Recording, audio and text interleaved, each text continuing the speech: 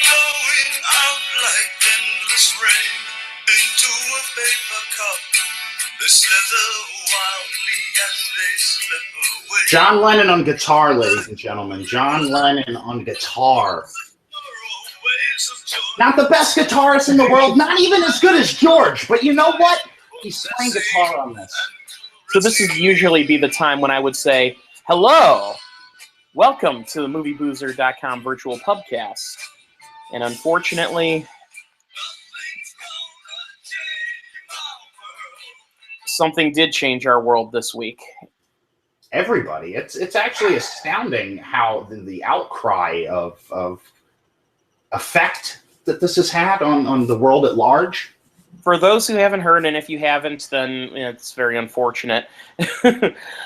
David Bowie has passed away this week, shortly after the release of his final album, Black Star. Well, I don't know about you, but I didn't know he was sick. Me and you, we both watched the video for Black Star a week before this, when it had come out. Right, and we were cracking some jokes at how weird it was, but at the same time, it kind of won us over at the end with just its pursuit of originality, Yes. The fact is that Bowie, to the end, regardless, he did what he wanted to fucking do. And from what I understand, they were keeping this under wraps like crazy. No one, the only people who knew he was sick was like his closest family. And I know, well, one of the big confirmations was his son, Duncan Jones, who is directing the upcoming Warcraft movie. Right. And it's just, it's sad news because of Bowie's impact on pop culture in general, not just the music industry, not just... for the films he's appeared in, he was a cultural icon. To kind of bring this to a more personal place, I found out you were asleep. I was awake at 4 a.m. or something on Sunday, and I had found out. Did you find out from me talking in the Facebook chat, or did you find out elsewhere?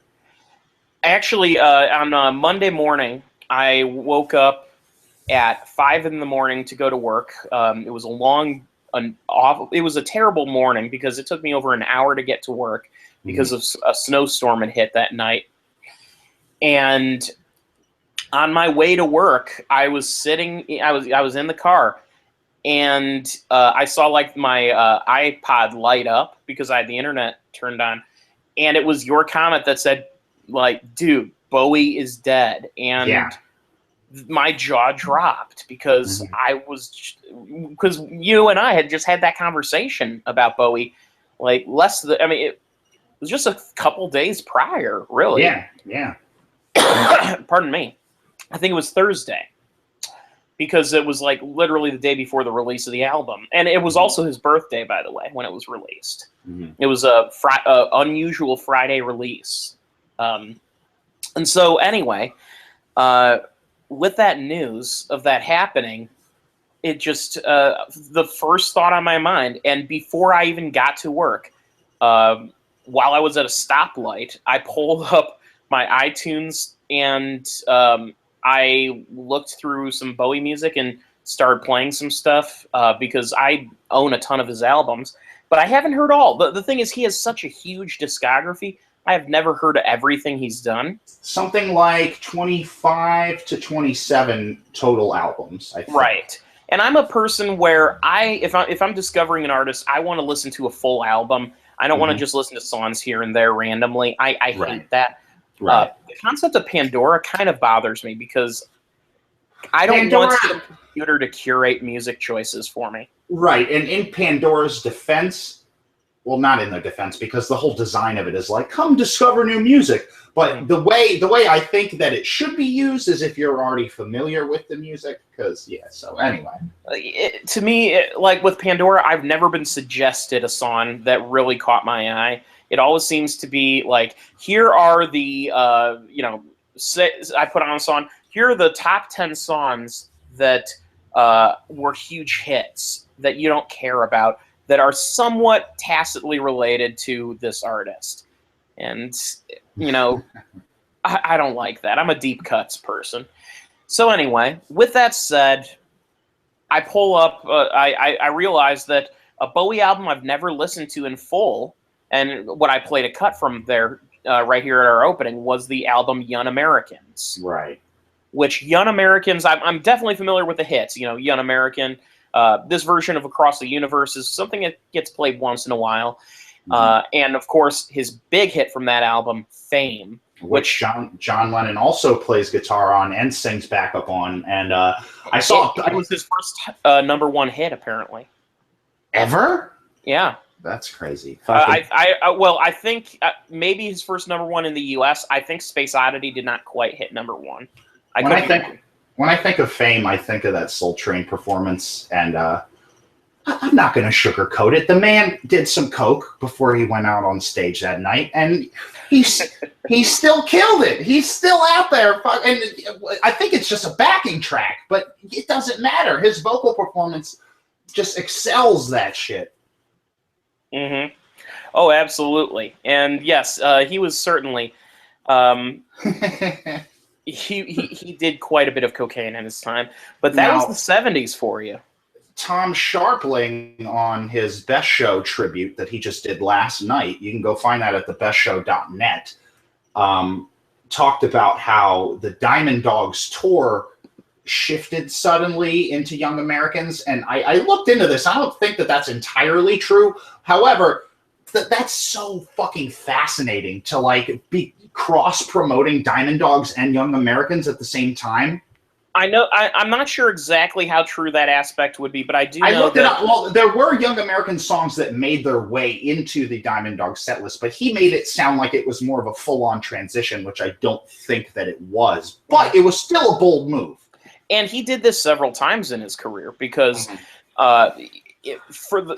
his first... He actually came to fame originally for being kind of a novelty artist. His first The Laughing Gnome was one of the first songs of his I ever heard. Right, The Laughing Gnome was his first major single, followed by Space Oddity, which both were successful songs, but they were also incredibly novelty kind of songs. There is a really novelty aspect to Space Oddity, but that fucking song makes your heart soar. Yes, Space Oddity, while it may be a novelty song because it just happened to come out right at the perfect time during the space race. Please, Mr. Kennedy. Uh-oh. I don't want to go. Outer space. Not exactly the same song. Ren. Kylo Ren. God damn it. So, his first real reinvention came with the debut of his glam rock career when he started putting out tracks like Starman and Changes and such, and then went full on with Rise and Fall of Ziggy Stardust and the Spiders from Mars. Now, I've never seen that film. Have you seen that film? The Ziggy Stardust movie? D.A. Pennebaker, the director of Woodstock. Mm-hmm. Yeah, I haven't seen it. D.A. Pennebaker also did my favorite Bob Dylan documentary, Don't Look Back, which chronicles his final tour of the UK that he did while touring acoustically. Mm-hmm. He had just at that point released his first electric single, Subterranean Homesick Blues. In 1972, to get the guy that directed the Woodstock movie to direct your concert film, you're golden. Like, what else do you need? Well, and the cool thing about Don't Look Back is it's not a concert film. There's almost no concert footage. It's all fly-on-the-wall footage of him backstage and, like, in his apartment and stuff. Bringing it back to David Bowie, I was referring to the Ziggy Stardust movie, which I have seen some performance footage from that, but the weird thing about me in that era of his career is I'm more familiar with the studio recordings. I really haven't seen him on camera doing this stuff until the news broke, and I just went right to YouTube, and I wasn't even necessarily trying to see the videos, but they would come up because of the songs.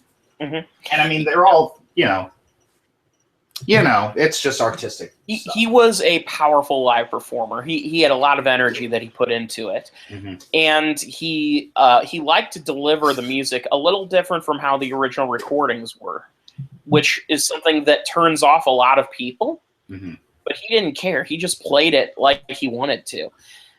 His first reinvention, glam rock was a huge hit for him, and that's when suddenly he turned away from that after Diamond Dogs, and for Young Americans did Now that that was was pretty much a blue-eyed soul album. Hunky Dory came out in 1970 or 71. 72, I think. I thought Pretty sure. Ziggy came out in 72. Hunky Dory. Oh yeah, you're right. 71. 71 to 74. All the while, you got Queen, you've got T-Rex, you've got. As far as people on major labels, I'm thinking of more people that would get big later on in the glam rock scene, but nobody sounded like him. Nobody had his charisma. Mm-hmm. Nobody had his sense of characterization. Mm-hmm. And I mean, he changed that genre forever. Absolutely. And there was a transition album between his Space Oddity era and Hunky Dory that is also a fantastic record. It's kind of closer to a straightforward rock and roll album, The Man Who Sold the World. Now, great album. I hate to go there, but how do you feel about the Nirvana cover? You know what? There's a lot of good you can say about it. I don't mind it. That was the first time I had ever heard the song. Oh yeah, most people. It was probably mine too, but I don't honestly have a recollection of having heard it before that. I'm more familiar with the Bowie version of it, and I definitely prefer it. I'm not someone who's going to shoot it down. You know, right. I mean, I feel that nowadays some people tend to rip a little bit on Kurt Cobain.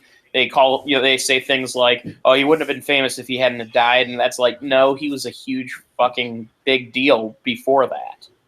I think you can apply that to certain people, but not him. I'm not even a huge Nirvana fan. I'm just saying, he was talented, and that was a pretty good cut of the song. So I agree. Yeah, I actually really, really dig that cover.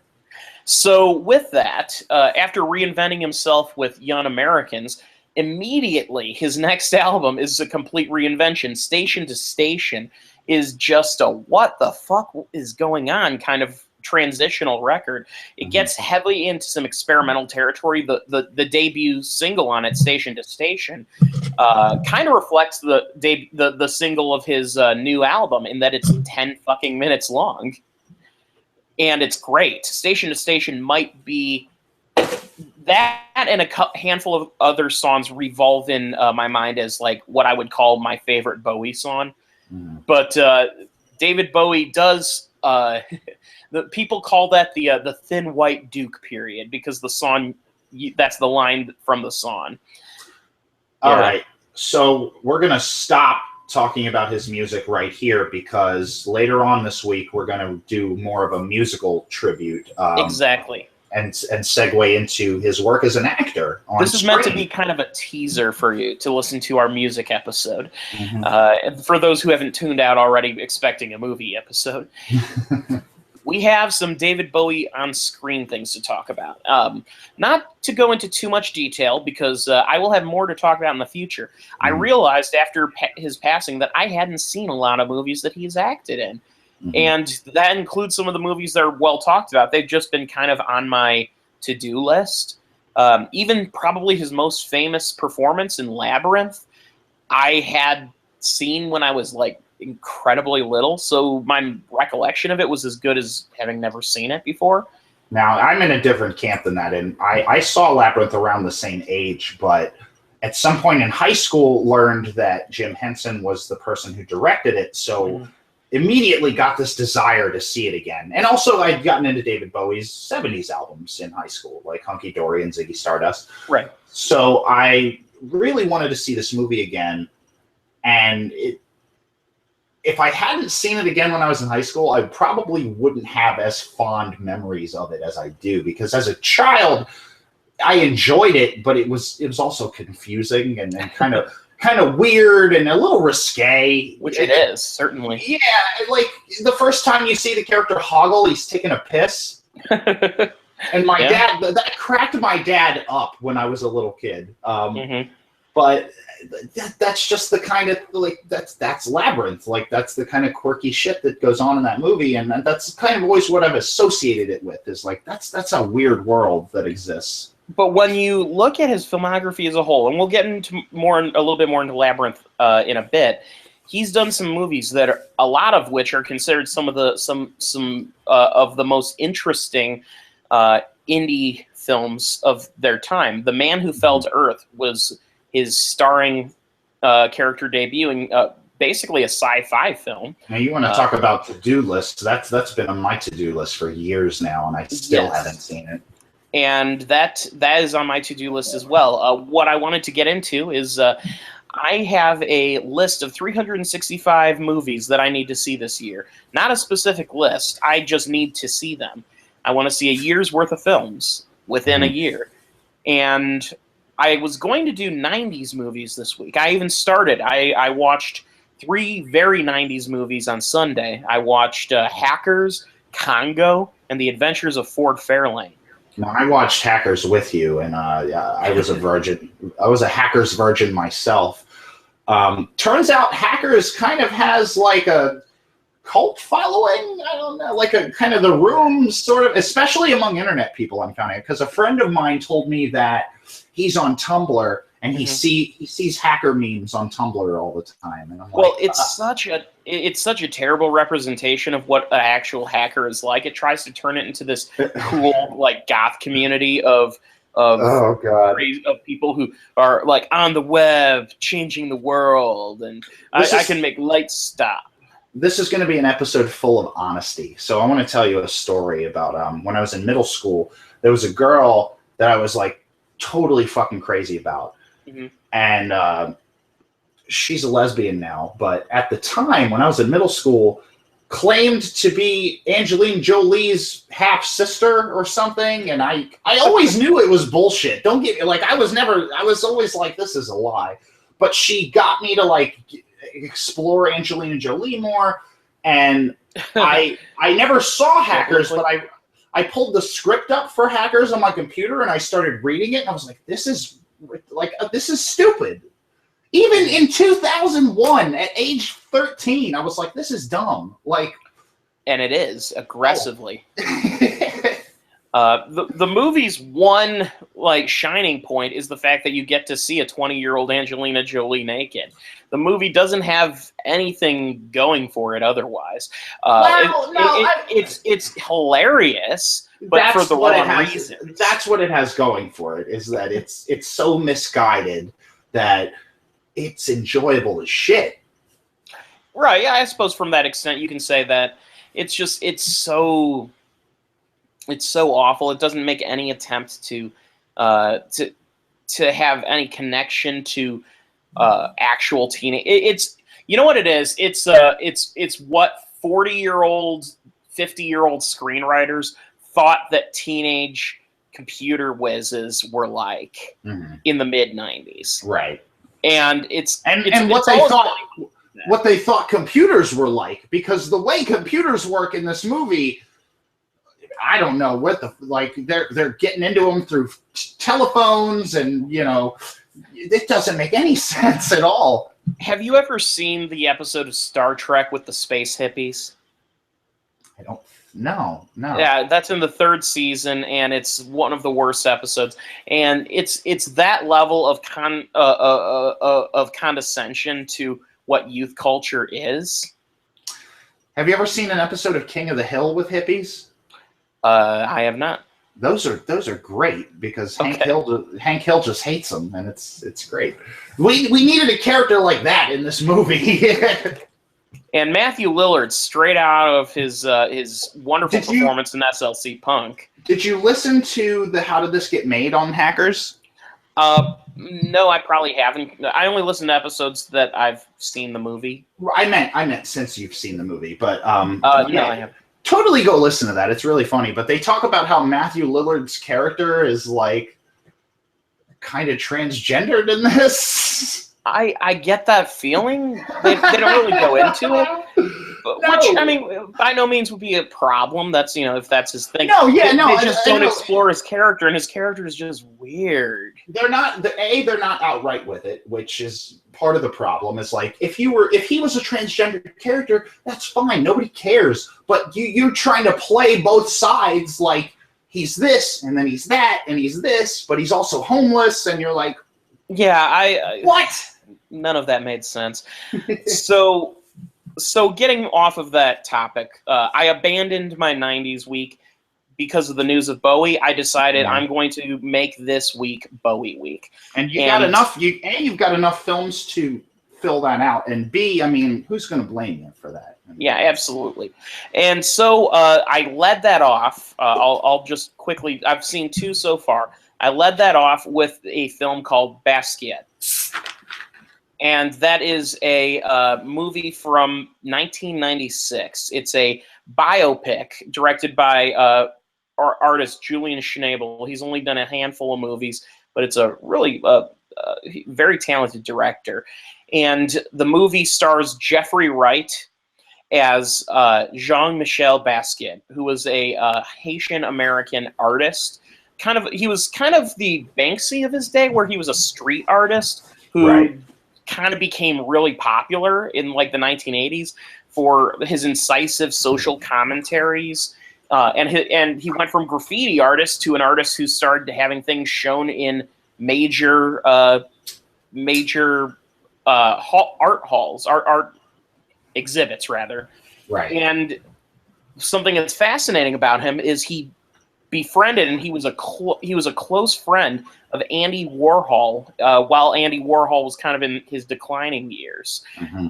And Andy Warhol is played by David Bowie in this movie. Now, Bowie had some degree of relationship with Warhol. I'm not sure how well they knew each other. I know he wrote a wonderful song about him. Right. And I know that Bowie was in with that crowd, like with Lou Reed and such. Well, that's actually a really good point to bring up, is that Andy Warhol has a huge Velvet Underground connection. Mm-hmm. And the Velvet Underground, before David Bowie was David Bowie, like those were his heroes. Mm-hmm.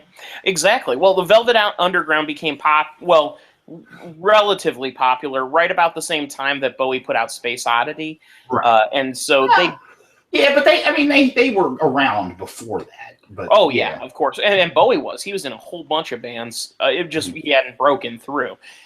And technically, Velvet Underground didn't really break through that big, but it was a cult group. And with that said,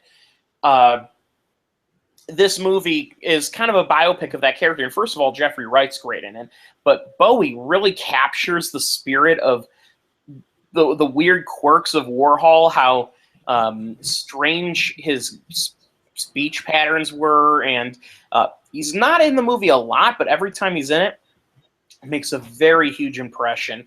I won't go into too much more detail other than to say I recommend this movie. It is available on Netflix to view. And listen to this cast: Jeffrey Wright, David Bowie, Benicio del Toro, Dennis Hopper, Gary Oldman, Michael Wincott, Courtney Love, Parker Posey, Tatum O'Neal, Christopher Walken, Willem Dafoe, Sam Rockwell, Rocket's Red Glare, and Vincent Gallo. Yeah, Jesus. And that's just the credited performances. There's what year of this film was? 95, 96. 96, okay. Yeah, and the reason all these people got in here is because all these people really had a high degree of respect for the director, Julian Schnabel. Those who don't know who he was, he's an artist who is actually, I believe he was a painter first. Mm-hmm. And he's only done a handful of movies. Basquiat was his debut. He did a movie in 2000 called Before Night Falls. And that stars Javier Bardem.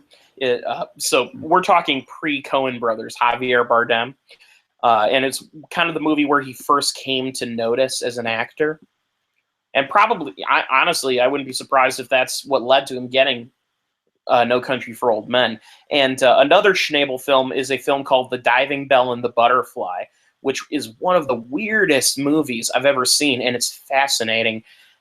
It's a French language movie, and it's the true story about this guy who suffered a massive stroke and basically was diagnosed with a syndrome called locked-in syndrome. And what that is when you have a debilitating injury to your brain that makes you paralyzed. You can't move around. You have no you have no way of speaking. You have no way of moving any of your like body parts. You just are there. And over time, it was discovered that his mind was still very much present, and he could think. And so this guy who couldn't communicate with anyone, eventually they discovered the one thing he could do was blink his eye, one eye.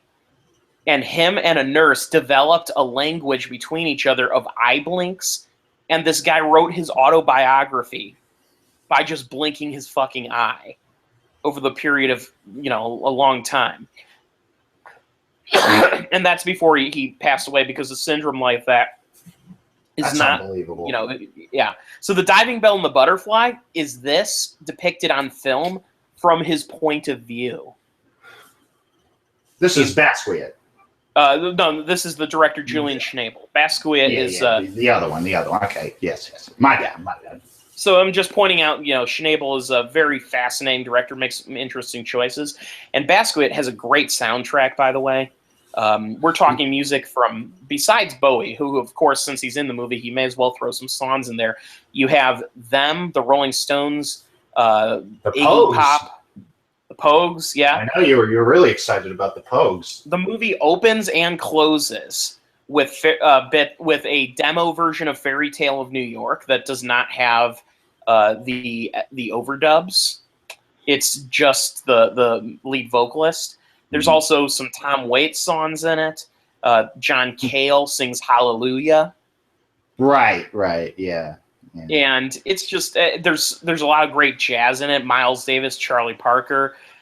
This is a amazing fucking soundtrack, and I think you get the feeling that the only reason all of this is in this fairly low budget movie is because all of these people had a huge level of respect for the artist that the movie's about. Because Basquiat was he was a very tortured soul who died of a heroin overdose very young, and not just a heroin overdose; it was actually a speedball.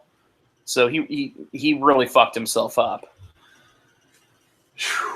And the movie's dark, but it's also it's about the artist's journey, and it's really a fascinating movie. And Bowie is great as kind of the mentor character when he slips in there. Is it weird to ask you to compare Bowie's performance of Andy Warhol to Crispin Glover's performance of Andy Warhol? Well, I would argue the Crispin Glover performance of Warhol in The Doors, much like a lot of the smaller characters in that, are kind of played more for comedy's sake.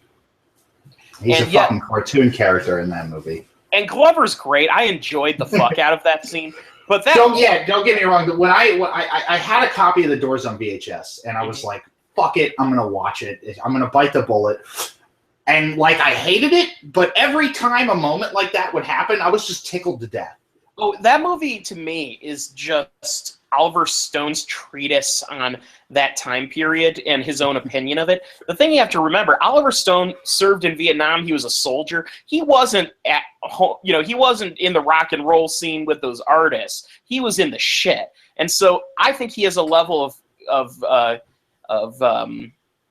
anger towards it. And I think he depicts that by exaggerating some of the harsher points. Like, for instance, the most famous part is there's also him on the a lot. What's that? Bill? Can you hear me? We good? We're back on track? Okay. Yeah, I think we're back on track. Yeah, there's a lot of love for that era in the Doors movie, though. It's weird because it's bitter, but at the same time, it's self-indulgent. That's a weird fucking movie. Well, like the Ed Sullivan Show scene that's probably most famous is, where they tell him not to say higher. If you listen to the original performance, he just... Which I have, yeah. You can tell that he didn't try to force it or anything. It just kind of slips out. I wouldn't be surprised if it was just a mistake, because Jim was probably high off his ass anyway. Now, in the film, Val Kilmer gets right up in the camera, goes, higher. Yeah, and he even throws a, oh yeah, or something like that. Oh, he does, yeah. Oh my God. Yeah. And the thing is, I made a joke about this at some point, but I think Val Kilmer was cast in that movie just because he could make the kissy face. Can you imagine modern day Val Kilmer playing that same role? Oh God, he's too fat. He's too Well, fat. it's not just that. I think it's just like his And acting. He just doesn't seem to care anymore. I don't care that Val Kilmer's fat now. I'm just saying, like, back then he was this model, pretty boy. Yeah, And he's now kind of a lanky. It's like Alec Baldwin. Alec Baldwin's filled in a little bit more too. You get older, you fill in. That's that happens. I'm not saying there's anything wrong with it. I'm just saying, when you mention Val Kilmer playing that part now, it's infinitely hilarious in my head when I think of this 45-year-old man with a beer gut trying to do Jim Morrison. Oh yeah, well he would get the voice down. He does have the voice down, so he wouldn't have the motivation, because if you've seen his performances lately, he just doesn't give a fuck. I would say he was capable of getting the voice down, but there's a lot of garbage in that film. Like in the beginning, he follows Meg Ryan home and is in her window like, "What's up, baby? What's up?" And I'm like, I don't think Jim Morrison was this creepy, and if he was, I don't want to be associated with him. I would argue, yeah. I mean, I don't. I have this. They treat him like he's kind of a pretty boy character in the movie. Like he aggressively they totally sexes do that on the women in the movie. I get the sense that he was kind of a introverted artist guy who got famous and just started doing a shitload of drugs, because no one writes that bad of poetry that actually dates a lot. Have you heard The Celebration of the Lizard, the entire 17-minute poem? Holy fuck, that's an introverted personality. I have not. Oh yeah, I don't want to. If you, I actually, when I was a kid, I purchased the Doors Legacy. It was a 2-disc box set of Doors songs, and the last track was like a bonus track. It was the entire Morrison poem, Celebration of the Lizard, and what happened was the rest of the Doors, like after Morrison had died, went in and they dubbed music in behind it. Which it's kind of a hauntingly creepy poem, but it also gets a little too deep in his psyche. You can tell Morrison had some issues. I think this is evidence that we need to do a full commentary on Oliver Stone's The Doors someday, because David Bowie has nothing to do with this. So let's get back on topic here.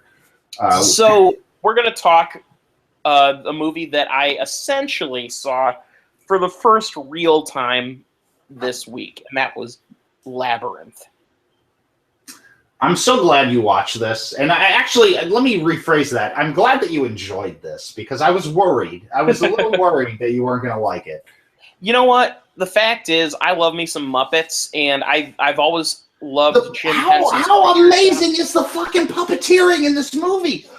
It's truly fantastic. I mean, there are times when I literally was thinking that I can't think of a way CGI could replace this and make it look better. No, fuck no. And honestly, now there are a few moments where the special effects do not hold up by any means, but you can chalk that up to the 80s. I think there's one scene that you can make that complaint in, and that scene should have been that scene should have been cut from the movie. Yeah, there's really no reason for it to be. Labyrinth, for those who don't know, is a movie directed by Jim Henson, screenplay by Terry Jones of Monty Python fame.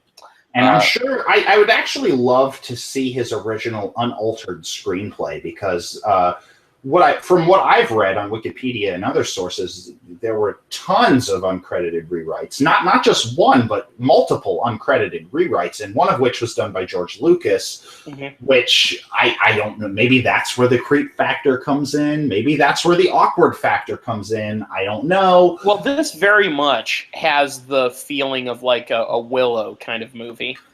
This is better than Willow. This is better than Willow. This is way better than Willow. Speaking of Val Kilmer, yeah, I will agree. It's better than Willow. For those who are unfamiliar with Terry Jones after Monty Python, he had kind of a torrential post-Python career.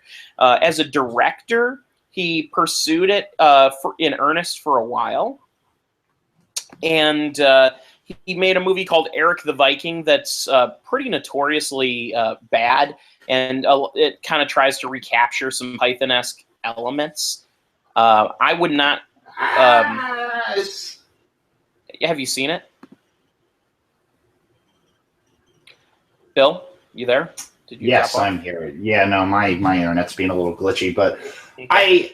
I think everything he ever did was in the Python vein. Mhm. It had that spirit to it. It tries. It's just not very successful with it. In terms of his direction post Python, it was torrential. But that said, his run of directing, he was co-director on The Holy Grail. He directed Life of Python and The Meaning of Life. That alone is enough to cement him as a fine director. And as a writer, he's written a ton of stuff.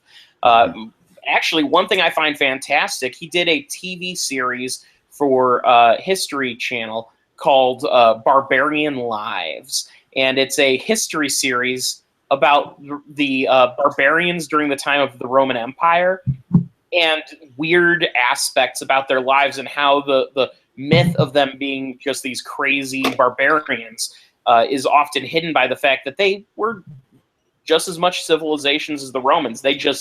The Romans destroyed them, so they didn't get to write their own history. Right.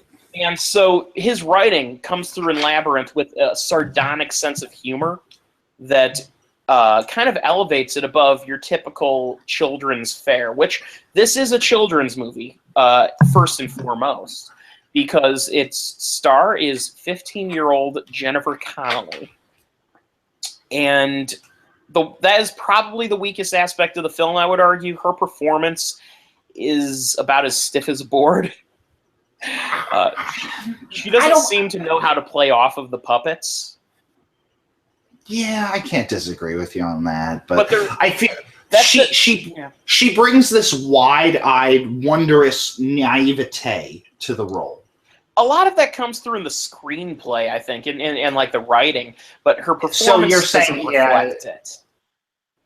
Yeah, it could have been anybody. Now, that's a criticism, but I will say her character is the empty vessel with which this crazy, just impressively fully fleshed out world of Labyrinth is built around. And you have all of these well, I guess you could call them Jim Henson creatures. They're not technically Muppets.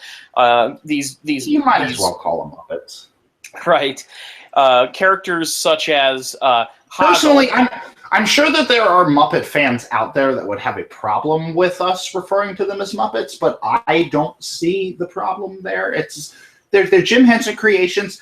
Kevin Clash, the guy that created Elmo and all that, he worked on Labyrinth in his early days, and team worked on this thing. So they're Muppets. If you can call the Sesame Street characters Muppets, even though they're not they're Muppets. I don't know what you want to say.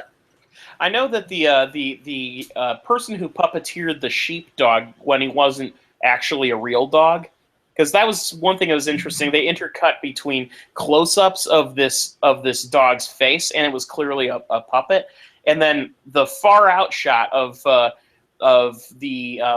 who's the piratey kind of character? Sir Didymus. Yeah, Sir Didymus.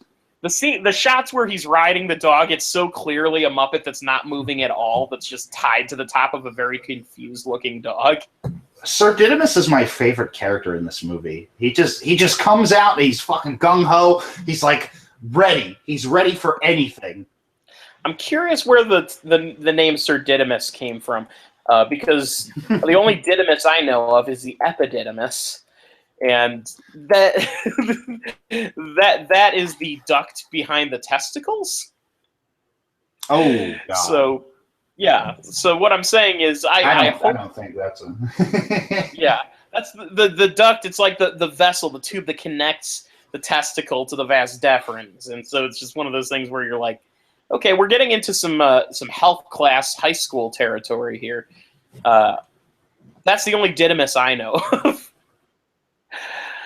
With that said, some of the other interesting characters that I like, the worm that appears at the beginning is is, I think, a hilarious one. The junk lady who kind of shows her. That was kind of the message scene in the movie, where Jennifer Connelly's character, who at the beginning is seen as this teenage girl who still really gets into fantasy stuff, and her room is full of toys. And then in this scene where she meets the junk lady, she kind of realizes all that shit she owns is worthless to her as as someone growing into adulthood. Which I want to bring into stark contrast here with another scene earlier in the film. Mm-hmm. It doesn't add up, and it should have been cut, honestly. It's a bit of dialogue where Hoggle says, "You don't have any imagination, so you can't make it through this labyrinth." And I'm like, how doesn't she have imagination? Like, what in the movie has shown us that she has no imagination? Because at this point, everything is contrary to that. She's very into cosplay. She's very into role-playing. Mm-hmm. She's very into fantasy. How does this girl not have an imagination? And like that line of dialogue, I know it's really short, but it's like, why is that there? Maybe it's not a good enough imagination. Maybe she needed to push it further. Push things forward.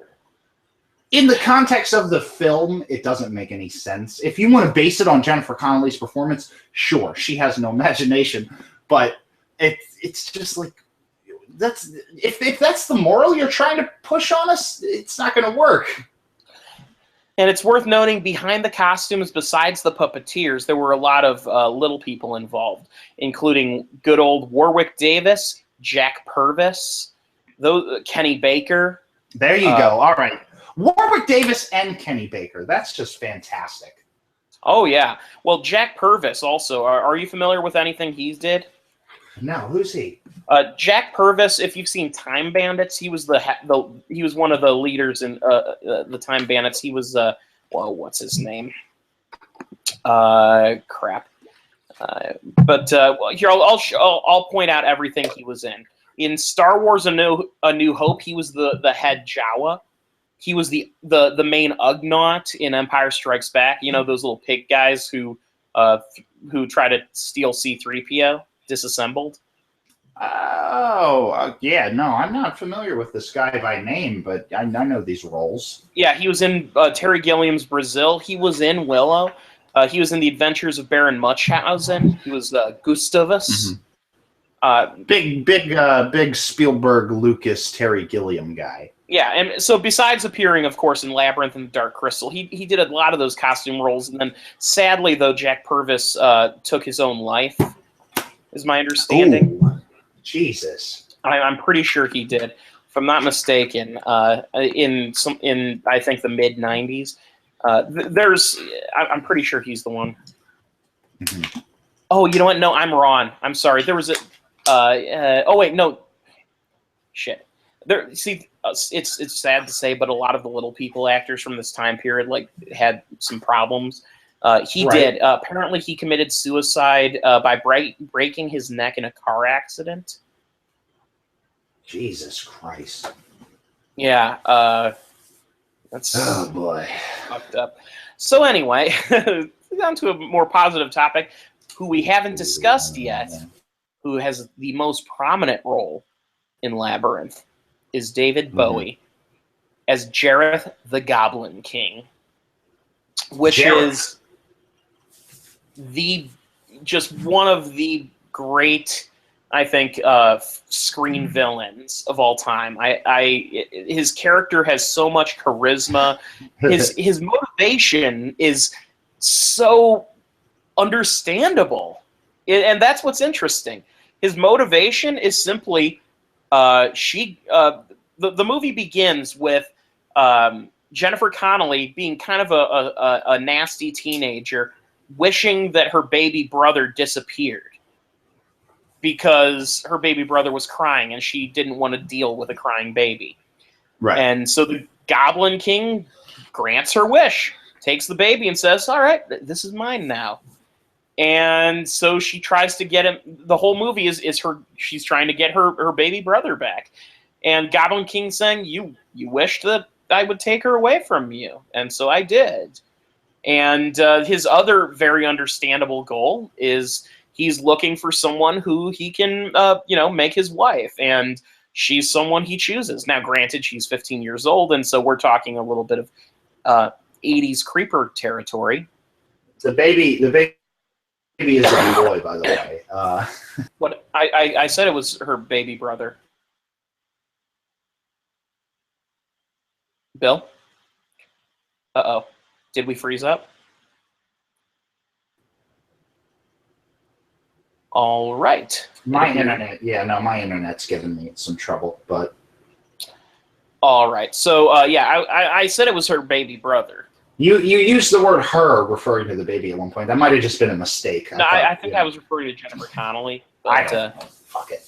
Doesn't matter. Point being, he's a creepier kind of character, but he plays it with so much enthusiasm and gusto. Ultimately, his character, the Goblin King, is basically David Bowie. That's what makes it kind of fascinating. Jareth is the key to everything, because if we can get him working, he's a creepier character than we've ever had before. Oh boy!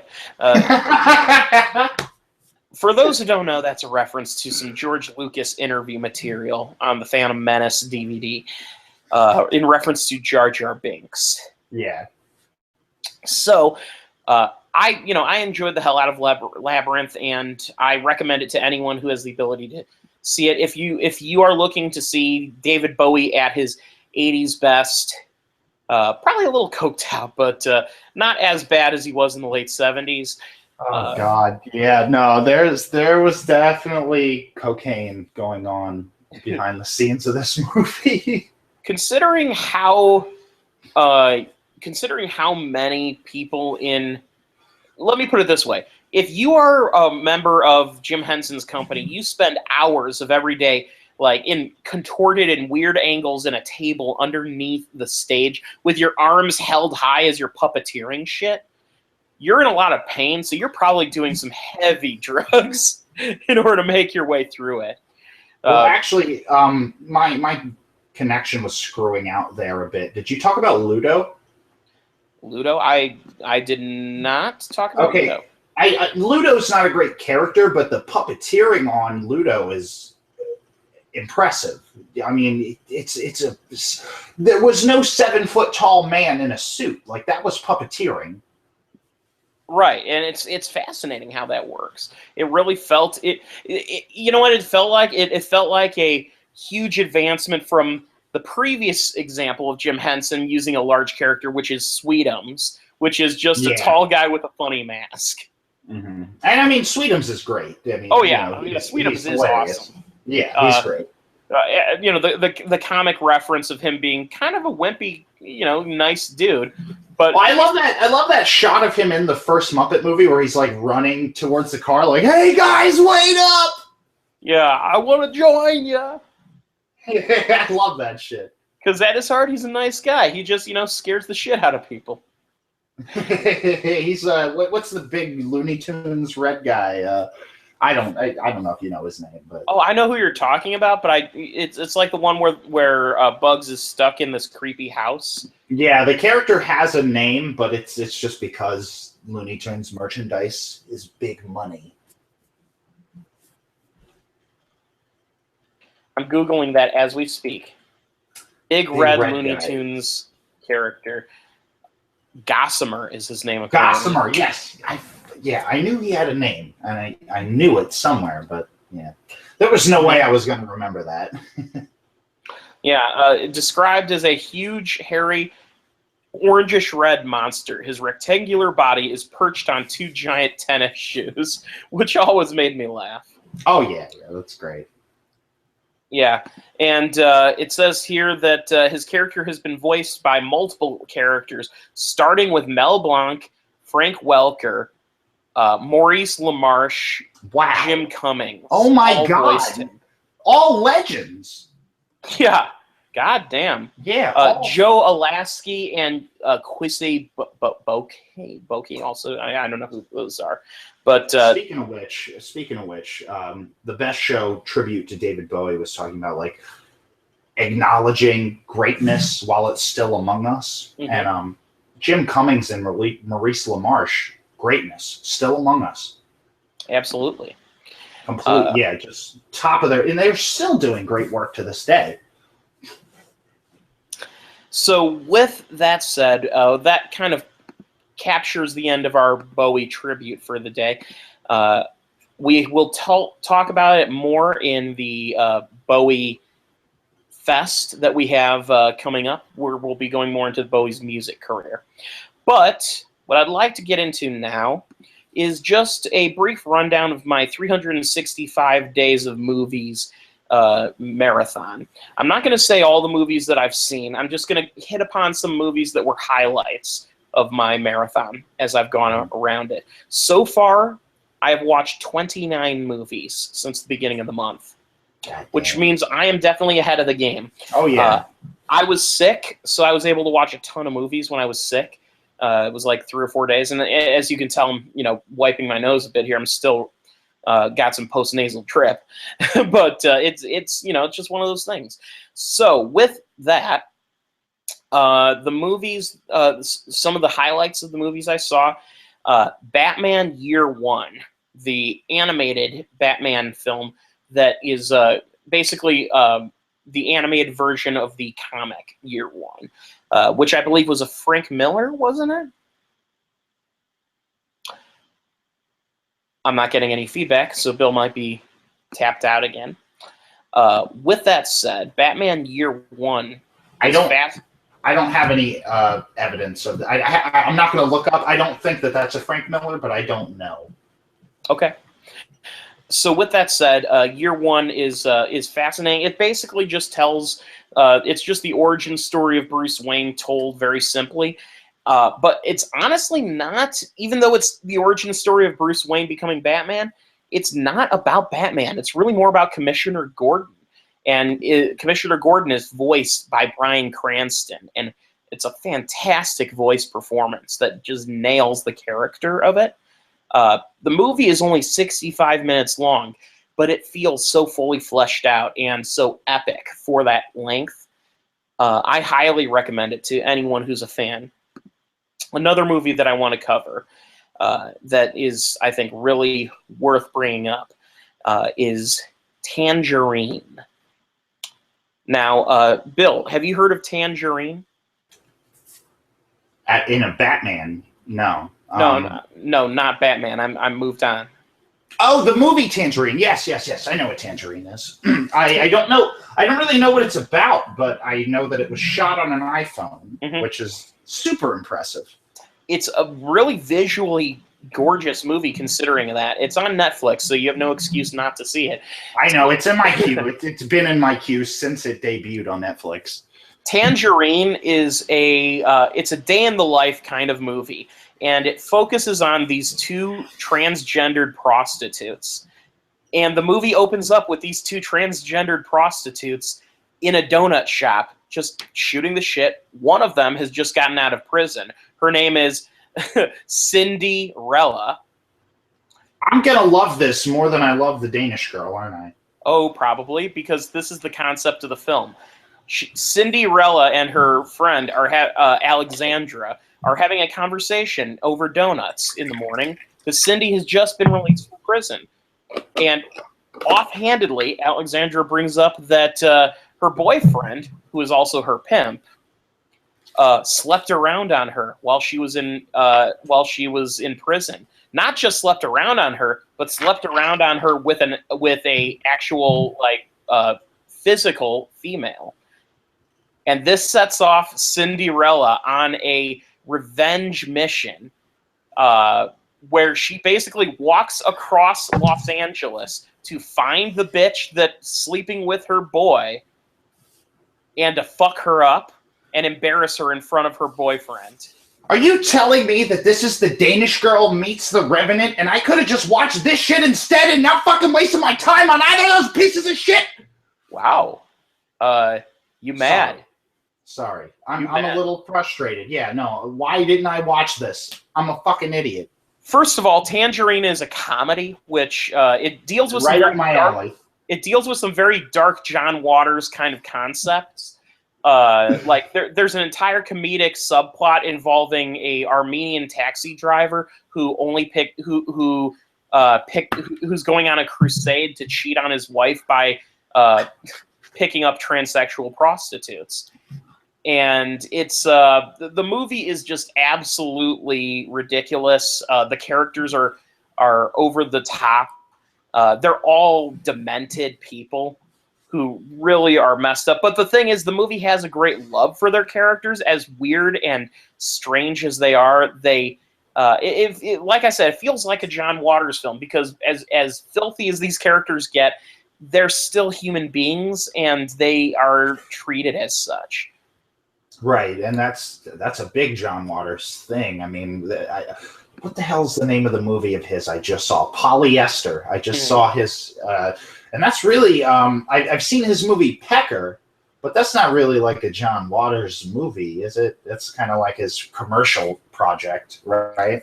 Well, he's done a handful of slightly more commercial movies. A great example of that is Serial. No, yeah. I watched Polyester, and that was a John Waters movie. That made me feel uncomfortable. It made me sympathize with the characters at the right moment. Like it just confused me to no end, which is, I think, the ultimate goal of any good John Waters film.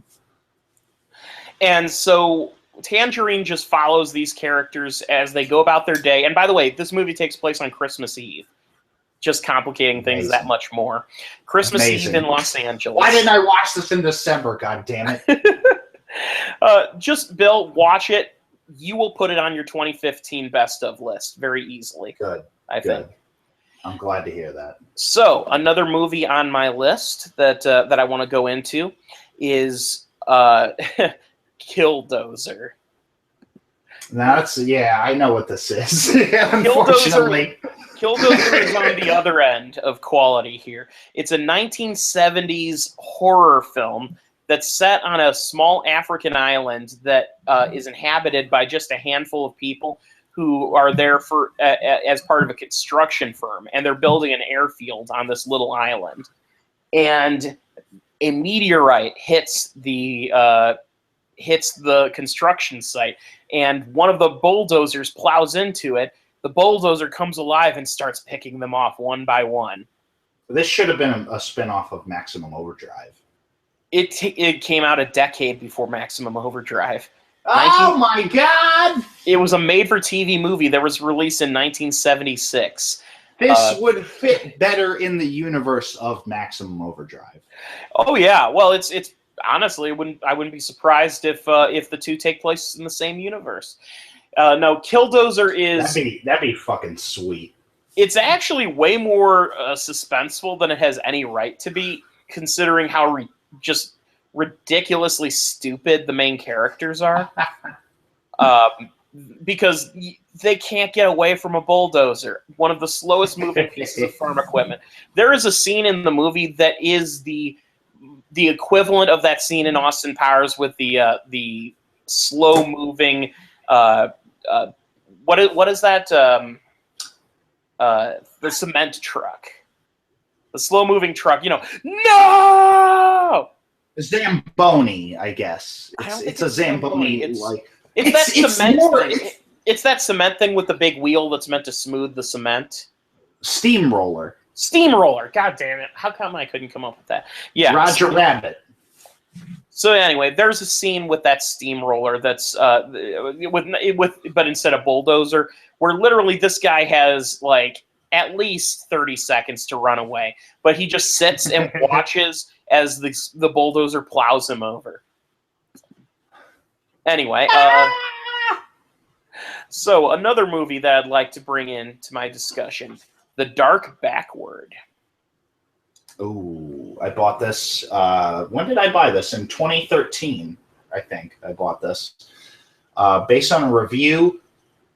And this is so unfortunate. The guy that reviewed this movie that made me buy it, he had all this stuff on Blip TV, and most of it's gone now. I mean, there's still some of it up. The Bunny Perspective, which is by Mike Bennett, had a bunny puppet, and he would review movies as this bunny puppet. And that sounds kind of dumb, but that guy really fucking got my sensibilities. Like, he reviewed Invader Zim, he would review like animation stuff, he would review puppet stuff, and he hasn't re-uploaded anything. Not recently, but there's an off chance we might get this guy on a Kiss and Tell in the future. So, Oh, interesting. Yeah. He does have a YouTube channel, it says. Oh, I know. Yeah. Mike Bennett, totally. I mean, he's doing like Let's Plays and stuff right now. He's kind of hit hard times with that, but the Bunny perspective was so. I loved it. I was a big fan, and that's really how I got into the Dark Backward. That's how I discovered it. And I've been telling you about this movie for years. Mm-hmm. Well, the concept of the Dark Backward is it's actually a pretty conceptual movie. It's about a stand-up comedian who's aspiring for the big time, who is in his regular day job a garbage worker with his friend, played by Bill Paxton. His friend eggs him on, telling him he is great. He is just the funniest person in the world. Even though it's clear that he's not listening to any of the jokes, he doesn't care. He's just egging the guy on. And the fact is, in that aspect, there's a supportive nature to Gus's character, but at the same time, like, you can tell, like, he's reaping the benefits that Gus should be, or that Marty should be reaping throughout the film. And it's starring I'm sorry, not Adam Rickman. It's directed by Adam Rickman. It's starring Judd Nelson as Marty Malt. And Marty Malt is that comedian, and he is not very talented. His jokes are, I want to say, painfully awful. They're hilariously awful, I would say. Atrociously unfunny is the word they use in Wikipedia, and I think that makes sense. I love his jokes. His friend Gus basically goads him into allowing him to join him on stage playing accordion in between jokes. One day, Gus convinces a talent agent to see Marty Malt play, and the talent agent is named Jackie Chrome, played by Wayne Newton. And Wayne Newton rebuffs them after seeing just a couple jokes of the act and says they're just awful. And then the next morning, Marty Malt discovers that the pimple he had on his back is now a small hand. And for some weird David Lynchian reason, an entire arm eventually grows out of the back of his back. They never quite explain why this happens. People seem to be baffled by it. Take the word "quite" out of that sentence. There's never any explanation at all. And this is a gross movie. They go out of their way to point out how disgusting this world is. That it's a fully fleshed, disgusting universe, and the movie really is a visual metaphor for a struggling comedian who's trying to make his way and dealing with the ups and downs of his failing career as he makes his way to popularity. And he starts to become popular because he kind of hitches off of the novelty of the fact that he's a three-armed comedian. Yep. And it's that novelty of it that makes him famous, but it doesn't make him good. It just makes him famous. Well, part of that is that he has to change his persona around his gimmick, which is he changes his name to Desi the Three-Armed Comic. And I mean, how many fucking comics like an Andrew Dice Clay or a Jeff Foxworthy, they're like, oh, I have this one good bit. Let me form my whole act around it. Yeah, you might be a redneck, or here's your sign, or any of those. Where it's like, this, I am a gimmick, and you'll never see past that. Right. And that is the point where you realize that this movie's a fable. It's a fable where he eventually comes to a very subtle conclusion at the end, which I don't want to give away, because it's kind of a beautiful statement about finding your own voice as an artist. I will say the final. My bad. What were you going to say? No, go ahead. the final scene in this film is the exclamation point on everything. I think without the final scene, none of this shit has any purpose, and it puts such a great ending on it that it makes it all worth it. And I can't. There was something I noticed with the whole storybook open and close of the movie.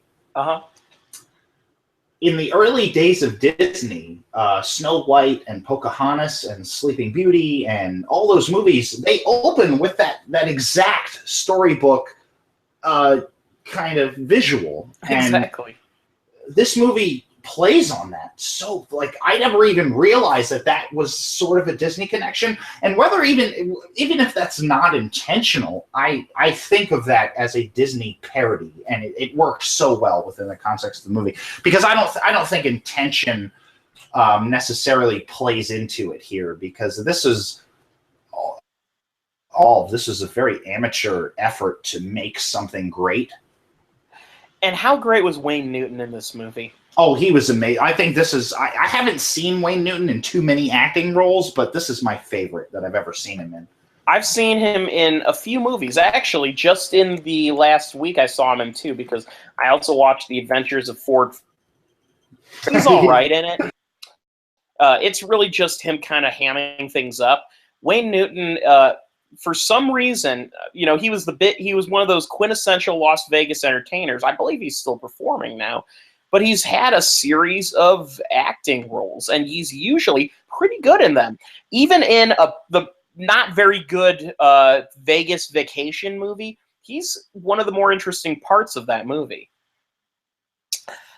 That said, he has a very notable role in the James Bond movie License to Kill, which actually came a couple years before these roles. License to Kill, in that movie, I think The Dark Backwards supplanted it. His character as Jackie Crumb is definitely a much more meaty role. Until then, I guess I could say my second favorite performance of his is in License to Kill. In this movie, he plays Professor Joe Butcher. He's a TV televangelist for a meditation institute. That's also a side... Basically, they're a front for a cocaine business. That is so 80s. It's not even funny. And that's the perfect role for Wayne Newton, though. There's scenes... There's these scenes. Like, the movie is License to Kill is the James Bond movie that's capitalizing on the cocaine drug movie kind of craze, movies like Scarface and such. And so the main villain in that is Robert Davi playing Sanchez, the Colombian drug gangster. And he's so rich that he owns his own island country, and he basically owns the government. And but Wayne Newton's character in that is like his front man for his cocaine smuggling operation, and it's this institute for meditation. And so there's these videos of him throughout the film where he's doing things. He's raising money for his drug business, but it's meant to be like a Jerry Lewis style telethon pledge drive.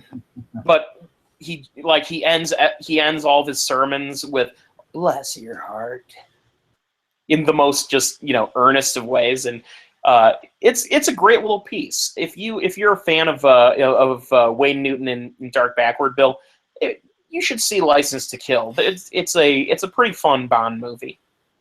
I'm a defender of the two Timothy Dalton Bond films, and people who disagree with me are fucking wrong. All right, so I've said that. I've said my piece. I'm done talking about the 365 movies. We'll go into more details next week. Those were just a handful of my preferred selections. And we'll keep throwing weird suggestions his way. So absolutely, I'm always asking for suggestions. I know there's tons of movies that I need to see or that I haven't seen, and my goal this year is to catch up on a lot of things that I've been delaying seeing. Speaking of that, we have some movies to talk about, and we've been delaying talking about The Danish Girl for quite a while. So, let me just start by saying, when I saw The Danish Girl, my reaction was, that was a movie. Bill, what was your reaction? All right. Am I good? Is my connection working, holding up? Oh, Can yeah. you hear me good? Yeah, go ahead. Shout into the camera all you want. My connection's been screwing up for the past 5 minutes, but The Danish Girl, I went into this wanting to hate it. I'm not gonna front about that. Like, what I've heard about this is that it's a film that wants an Oscar real bad. Mm-hmm. And that's true. You can't argue. You can't argue with that. I don't. Tom Hooper is the kind of director that Oscar bait, like the term Oscar bait, was made for. He is a very, he's a very capable director who makes movies that are completely inoffensive, but are just visual enough and just biopic like bait enough that they're very popular amongst a large quantity of people. You're hitting all my buttons here. But I want to ask you, did he lose Best Director in 2011 or did he win Best Director in 2011? Well, the movie The King's Speech won Best Picture. Yes, it won Best Picture, and I'll actually go through a list of the awards that it received. At the Academy Awards, it won for Best Picture, Best Director, Best Actor, Best Original Screenplay. It swept the major awards, basically. It was nominated for 12 total categories, which was more than any other film that year. It was also nominated for art direction, for costumes, cinematography, supporting actors. Both Helena Bonham Carter and Jeffrey Rush were nominated for supporting actor. I just can't get over The Danish Girl, and it's. Here's the thing, I'm just gonna throw this on Front Street. I don't mind Tom Hooper's direction in The King's Speech. I know Zach hated it, but I don't mind it. I don't think it deserved any of the awards that it got. But I have not seen The King's Speech. I have seen Les Mis. Les Mis is a movie that I think had some great ideas and very unfortunate results. It's a mess. It's a big fucking mess, and that's. I haven't seen The King's Speech, so I cannot speak on that. But Les Mis, I've heard good things about the indie film he did, The Damned United. Right, and I mean that's how these directors get started. Is they make one good indie, the studio picks them up, and they say, "Hey, you're our new golden boy. Go make things." And here's Jurassic World, and go make a movie. And it's he directed the John Adams miniseries for HBO, which was a 7-episode miniseries starring Paul Giamatti. Great miniseries. I love it. I've seen scenes from that. I know Paul Giamatti. But The Danish Girl. This movie, first of all, script. This should not have been the script that they selected to make a movie. This is a very, it's overindulgent. It's insulting. It's I'm trying to think of the perfect adjective. It's eluding me. It felt not. It didn't feel very daring at all. Now. The thing that Nothing about this genuine is the adjective I'm looking for. Nothing about genuine. Nobody wanted to make this movie. Everybody made this movie because they thought, I'll get an award. I'll get an award when I'm done. I'll get an award. That's not why you make a fucking movie, man. That's not why you make movies. This has the feel of a film produced by a studio specifically to make an award, and it's a biopic that is based loosely on a true story about the first person to undergo sex reassignment surgery. It stars Eddie Redmayne as Einar Wegner, who changed her name to Lily Elbe after the surgery. Let me just talk about one thing. Alicia Vikander as Gerda Wegner. Go ahead. The plot of the film is that they're both painters. They're both artistic types. Mm-hmm. They're both open-minded. They're both politically correct, I guess is the right way to say it. They both love each other. They're married. They both love each other. That's another thing, is that the romance at the start of this is very believable. It's mm-hmm. very palpable. You believe that these two would be together. You believe that these two would love each other.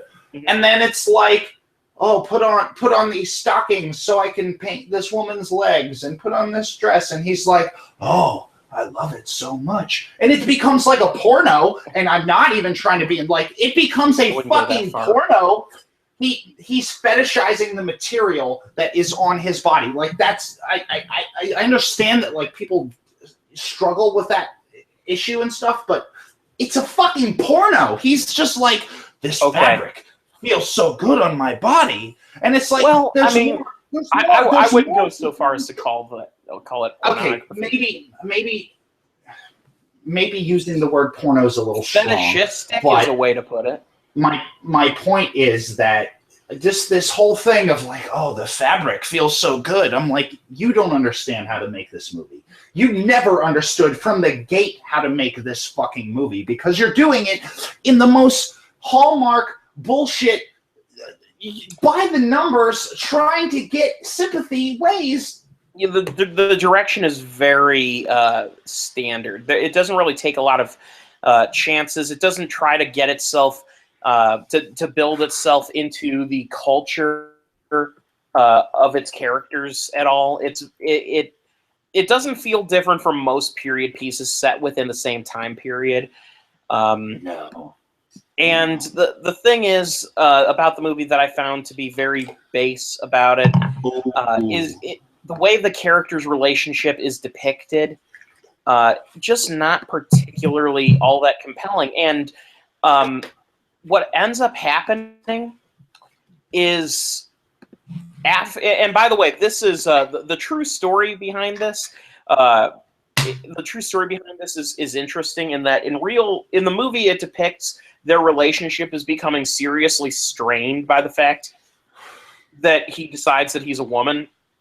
And in real life, people believe that the relationship wasn't particularly strained all that much by it, and that she probably suspected that he had a thing for looking like a woman for a long time, and that they loved each other very much to the end, and were only separated really because of some circumstances involving their, the financial ruin that that they were going through with the therapies and such. So the fact is that this movie tries to turn it into this thing where she leaves him because she doesn't, she believes that that he's becoming, by him becoming a woman, he's disappearing, and he nurtures that. They even talk about, I'm going away because I'm going to die, and I'm going to become Lily. And this is the time when I get to discuss Eddie Redmayne as an actor. Well, before you do that, you had just mentioned connection problems, and I think that I've taken in everything you've said. Am I still running at a good speed? Can you still hear me? Your camera's all weird, but I can hear you. Fuck. Okay, this is really getting on my fucking nerves, but there was some dialogue in this that I legitimately couldn't take. I was like, this is garbage, and whoever wrote this dialogue got paid. Okay, Bill Leon appears to have cut off, so unfortunately we're having connection issues. Are you back, Bill? Am I back? I think I'm back. I can hear you. Okay, yeah, I think you're back now. Go. You were saying? There was a lot of dialogue in this film that just made me straight up depressed, because I was like, you're trying to portray a real person, right? Right? Mm-hmm. But at the end of the day, no, they're not trying to portray a real person. They're trying to make a film that's going to be inspirational to people. And so you get dialogue like, oh, I thought Lily never spends the night. And then she's like, it doesn't matter what I wear. It matters what's in my dreams. And I'm like, did you just fucking say that? I was like, hello, never-ending story for one. Suck my fucking dick. Go back to the drawing board and write some real dialogue, because nobody in the world would.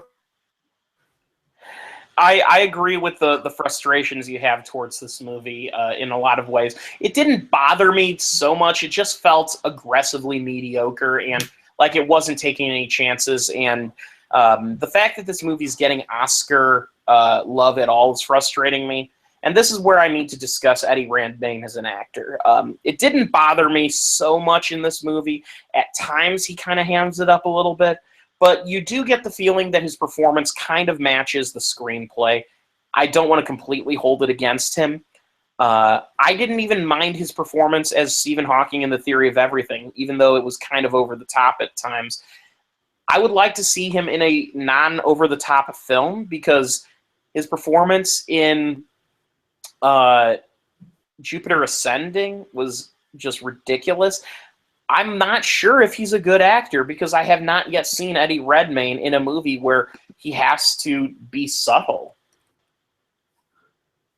And that's a problem. I think I don't know if he's capable. Can you hear me? You're back. I don't know if Eddie Redmayne is capable of subtlety, because I have not seen him do it. Have you, Bill? No. And I mean, like, let me just say this. One super frustrating thing about this movie is how similar it is to Theory of Everything. Yeah. That's because true. It's like, and I mean, well, in the way that, and I'll say this, like, Theory of Everything is a better film because I sympathize more with the wife in that movie. In this movie,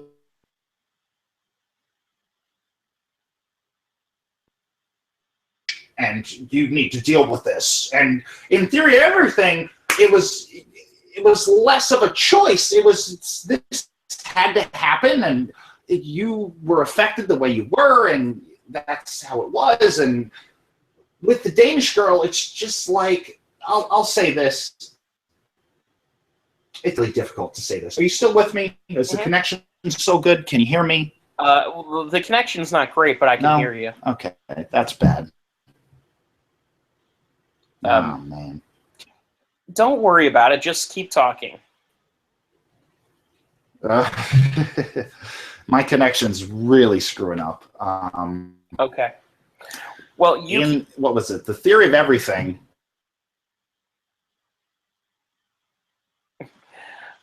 Yeah. Well, I'm unfortunately, Bill's having some technical difficulties, so I'm going to go ahead and continue with this.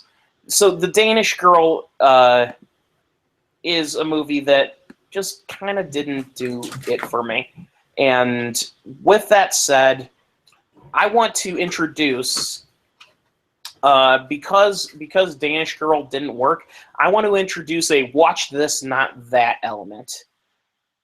There's a movie that was recommended to me, which I also watched for the 365 movies, but I decided to include it in this segment here. And it's a movie that Zach recommended called Lawrence Anyways. Lawrence Anyways is a French-Canadian movie that is directed by Xavier Dolan. And the movie is about essentially the same thing as The Danish Girl. The plot of Lawrence Anyways is basically a married man confesses to his wife that he feels like he's a woman trapped in a man's body. That's the exact same plot as Danish Girl. But the way the movie goes about telling that story is completely different. There's style to spare in it. It delves into the culture and the life that this kind of a person would lead, given that it does deal with similar things like the ramifications, but it also talks about some of the beautiful triumphs that sort of a thing can do for someone who has finally gotten a chance to live the way they want to for the first time in their life. The movie has these gorgeous montage sequences that really kind of immerse you in the way the character is feeling. The most notable scene is a scene where Lawrence, who is a school teacher, the first day that he goes to school dressed as a woman and is completely owning his, or rather her, character. And it is so fascinating. The music shows it is a long track shot with Lawrence walking down the hall and just not giving a fuck what people think. It's just excuse me. It's just saying, I am who I am. And it deals with the trials and travails that a relationship could go through given such a change, but it does so in a realistic and believable way with characters you legitimately care about. So watch this, which is on Netflix, and not The Danish Girl. With that said, Bill, are you back at all? Okay, Bill doesn't appear to have been back. He seems to have dropped off completely. So I will, as best as I can, continue. Continuing alone is kind of difficult, honestly. So I will go ahead and just say quickly, I also saw Todd Haynes' Carol, and I liked it quite a bit, and I saw The Revenant, and I liked it quite a bit. I had some reservations with it. But unfortunately, can't do this alone. It's difficult to play off, so I will go ahead and end this episode by saying thank you for joining us on this virtual pubcast, and we will try to fit in a more Revenant-oriented episode later on. Apologize for the technical difficulties, and have a good one.